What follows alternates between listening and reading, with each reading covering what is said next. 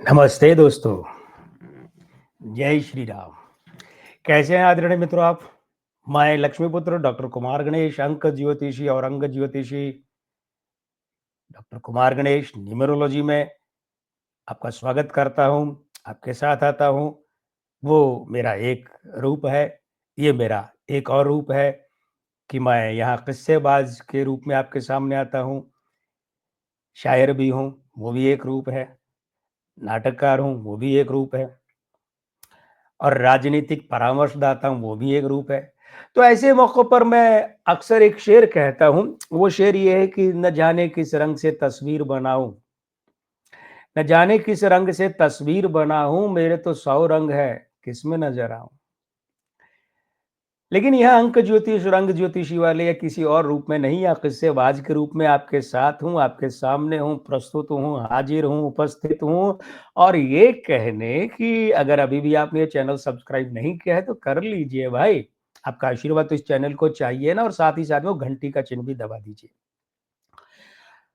अब आज के एपिसोड की जहाँ तक बात है तो चलिए सीधे शुरू ही कर लेते हैं, क्योंकि अब मेरी कोशिश ये है कि मैं कोई बहुत विषय लंबा चौड़ा हो तो ही बड़ा वीडियो बनाऊं इस पर, अन्यथा सीमित समय में छोटे से वीडियो के साथ ही आपके साथ बात कर लूं। आज की बात संजय गांधी से संबंधित है, और उनसे ज्यादा किसी और से भी संबंधित है। देखिए, संजय गांधी क्या थे? संजय गांधी का एक अलग ही जलवा होता था जब तक उन्होंने समझ पकड़ी, किशोरावस्था से थोड़ा ऊपर पकी हुई अवस्था, युवावस्था, और उसके बाद उनके देहांत तक बड़ा अलग जलवा। और इंदिरा गांधी के युवराज तो थे ही, क्योंकि सबको इंदिरा गांधी ने संकेत दे दिया था कि भाई मेरा उत्तराधिकारी संजय है, तो युवराज कहना गलत नहीं होगा। फिर इंदिरा गांधी जो हिंदुस्तान के मुंह पर, इसके संविधान के मुंह पर जो कालिख मली थी आपातकाल वाली, भाई जब अच्छे कामों की प्रशंसा होती है तो जो बुरे काम है उसकी भी बात तो होगी ना। तो इंदिरा जी ने उस समय जो लगाया, आपातकाल इमरजेंसी जो लगाई, तो उस समय संजय गांधी उस इमरजेंसी के मूल में थे और उसके सबसे बड़े कारक तत्व थे, यूं समझिए। और एक नारा भी चला था, इमरजेंसी के तीन ही लाल, इंदिरा गांधी, बंसीलाल। बंसीलाल हरियाणा के जो उस समय के मुख्यमंत्री थे। वैसे तो इधर हम चले जाए तो सिद्धार्थ शंकर रे जो पश्चिम बंगाल के मुख्यमंत्री हुआ करते थे, वो भी थे, लेकिन मोटे तौर पर बंसीलाल ने तो यहाँ तक कह दिया था कि बहन जी, आपको कोई इस्तीफा देने की जरूरत नहीं है, हम आपकी चप्पलें सैंडलें रखकर भी शासन चला लेंगे।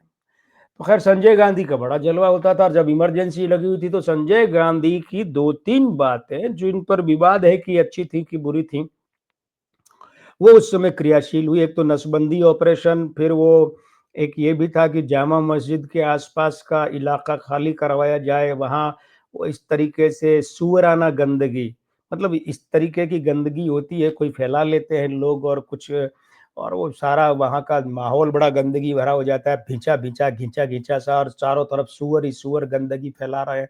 वो बहुत लंबा चौड़ा इलाका था जामा मस्जिद के आसपास का। तो संजय गांधी जो है, उन्हें एक युवा महिला, युवती तो नहीं थी क्योंकि शादीशुदा थी, तो युवा महिला जो है उसने अप्रोच किया, संपर्क स्थापित किया।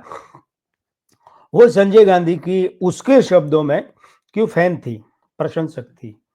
तो उसका तौर तरीका, उसका बाहरी व्यक्तित्व, उसका सौंदर्य, उसकी आकर्षकता, इन सब ने संजय गांधी को प्रभावित किया। तो हम सार्वजनिक मंच की मर्यादा की भाषा ही काम ले रहे हैं, तो संजय गांधी ने उस युवा महिला को अपने साथ जोड़ लिया और अपने खास लोगों में धीमे धीमे शामिल कर लिया। यूं कहिए कि वो युवा महिला धीमे धीमे संजय गांधी के खास अ, अंतरंग दोस्तों में शामिल हो गई, जिसमें कमलनाथ भी थे, जिसमें अपने ये, अरे कौन है, फ्रेंच कट दाढ़ी वाले, दिल्ली वाले, ये भी थे, है ना, जगदीश टाइटलर, ये लोग हुआ करते थे, ललित माकन। कमलनाथ को तो इंदिरा गांधी अपना तीसरा बेटा ही कहती थी। तो ये लोग, लेकिन उस युवा महिला की प्रगति की गति ऐसी थी कि वो बहुत जल्दी अंतरंग ही नहीं बल्कि अंतरंगतम मित्र बन गई संजय गांधी की। तो संजय गांधी ने ये जामा मस्जिद के आसपास के इलाके वाला सारा काम उस युवा महिला को, अपनी युवा मित्र को सौंप दिया। और वो साहब काला चश्मा, बड़ा चश्मा औरतें लगाती है ना, चेहरे से बड़े साइज का चश्मा, सारी औरतें नहीं, लेकिन जो आडंबरबाज पाखंडी औरतें होती है वो क्या करती हैं, अपने चेहरे से साइज बड़ा होता है वो शीशे के चश्मे लगाती हैं। तो और वो मानती है कि हम इससे बड़ी अच्छी लग रही हैं, हालांकि लगती तो ये कार्टून ही है। खैर वो बड़ा चेहरा ढक लेने वाला शीशा लगाए और शानदार कपड़े पहने और खुली जीप पर सवार होकर पूरे दल बल, एमसीडी का पूरा दल बल उसके साथ, तोड़ फोड़ दस्ता, है ना, वो सारा साथ में चलता था। और जगह जगह जाती और झुग्गियां झोपड़ियां कच्चे मकान उजाड़ती, तो वो बड़ा जलवा हुआ करता था उस समय उस युवा महिला का। मजाल है किसी की कि कोई उसका विरोध कर दे। अरे भाई, उस समय तो जो वहाँ मुख्य कार्यकारी थे वो, और वहाँ के जो उपराज्यपाल है उनकी भी हिम्मत नहीं होती थी कि उस युवा महिला संजय गांधी की अंतरंगतम युवा महिला मित्र के काम में बाधा डाले, उसे कुछ कहे। ये जलवा होता था। तो अब आप सोचेंगे ये बार बार क्या युवा महिला, नाम ही बता दीजिए ना। बिल्कुल बता देते हैं, रुखसाना सुल्ताना। रुखसाना सुल्ताना उसका नाम था। उसकी शादी एक सरदार से हुई थी, सिख से हुई थी। उसकी बेटी जो है वो अमृता सिंह, पिता सरदार इसलिए नाम मिला। अमृता सिंह ने फिर, आपको पता ही है, सैफ अली खान से शादी की, तो वो मुस्लिम परंपरा वहां से घूमते हुए वापस मुस्लिम घर में ही घुस गई, क्योंकि मूलतः अमृता सिंह की माँ क्या, वो तो मुस्लिम ही थी, रुखसाना सुल्ताना। तो ये रुखसाना सुल्ताना थी साहब।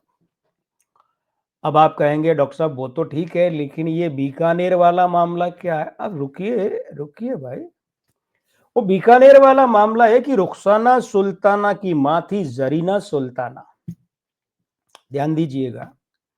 और जरीना सुल्ताना जो है वो, उसका संबंध बीकानेर से था।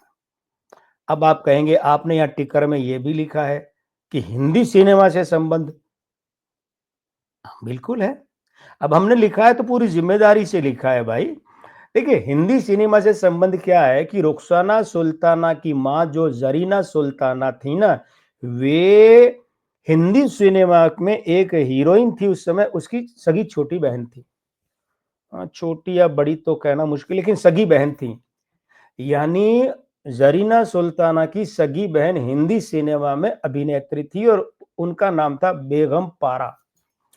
और बेगम पारा की जब हम बात करते हैं तो रुकिए, अब यहां से एक चेन और जाती है और दिलीप कुमार तक जाती है। दिलीप कुमार तक इसलिए जाती है कि बेगम पारा की शादी जिस अभिनेता से हुई थी, हालांकि उस अभिनेता का करियर थोड़ा ही चला, उसका नाम था नासिर खान। और नासिर खान दिलीप कुमार के भाई थे, सगे भाई। और एक परिचय और दें कि नासिर खान जो है उनके साथ क्या हुआ, वो गंगा जमुना नाम से बड़ी प्रसिद्ध फिल्म थी दिलीप कुमार प्रोडक्शन की। और वो जो है उस फिल्म में वो दिलीप कुमार के भाई बने थे। दीवार फिल्म इसकी नकल पर थी। तो दिलीप कुमार अपराधी बनते हैं और वो नासिर खान पुलिस वाले बनते हैं। और बेगम पारा का बेटा अयूब खान की, जिसको आपने वो सावन कुमार टाक की फिल्म सलमा पे दिल आ गया, सलामी वगैरह में देखा होगा, है ना। तो अब क्या है, बेगम पारा का मामला, ये बेगम पारा की बहन कौन, जरीना सुल्ताना। और ये दोनों बहनें बीकानेर रियासत में जज हुआ करते थे, अनवर उल हक। ठीक है, कौन थे, अनवर उल हक। और ये बीकानेर रियासत में जज थे, कोर्ट में, रियासत की कोर्ट में, अदालत में। तो ये बेगम पारा और जरीना सुल्ताना दोनों अनवर उल हक की बेटियां थीं। तो संजय गांधी की अंतरंगतम प्रिय महिला मित्र जो है वो ठहरी बीकानेर की नातिन। ठीक है, मतलब इनकी मां का पैतृक निवास घर कौन सा हो गया, बीकानेर। तो संजय गांधी का भी बीकानेर से संबंध हो गया। मित्र अगर अगर मेरा कोई मित्र कोलंबो का रहने वाला है, तो भई मेरा भी तो कोलंबो से संबंध हो गया क्योंकि मेरा अन्यतम मित्र जो है ख़ासम ख़ास मित्र वहाँ से है। तो इस तरीके से संजय गांधी का ये संबंध बना बीकानेर से। और ज़रीना सुल्ताना जो है रुखसाना सुल्ताना उनका संबंध फ़िल्म जगत से ऐसे बना। यानी कि अमृता सिंह जो है, अमृता सिंह की नानी की बहन, माँ की मौसी पहले से ही फ़िल्मों में थीं। तो वे फ़िल्मों में आई तो कोई नई बात नहीं थी। तो चलिए, नई बात तो ये भी नहीं है कि मैं आपसे बार-बार कहता हूँ कि अगर अभी भी आपने चैनल सब्सक्राइब नहीं किया है तो कर लीजिए और साथ ही साथ में ये भी कि भई आप इस सब्सक्रिप्शन के साथ वो घंटी भी बजा दीजिए और इस वीडियो के लिंक को ज़्यादा से ज़्यादा साझा कीजिए, ये काम कीजिए और मैं अब एक काम करता हूँ कि मैं लक्ष्मीपुत्र डॉक्टर कुमार गणेश आपसे विदा चाहता हूँ, लेकिन ये कहते हुए कि कभी अलविदा ना कहना।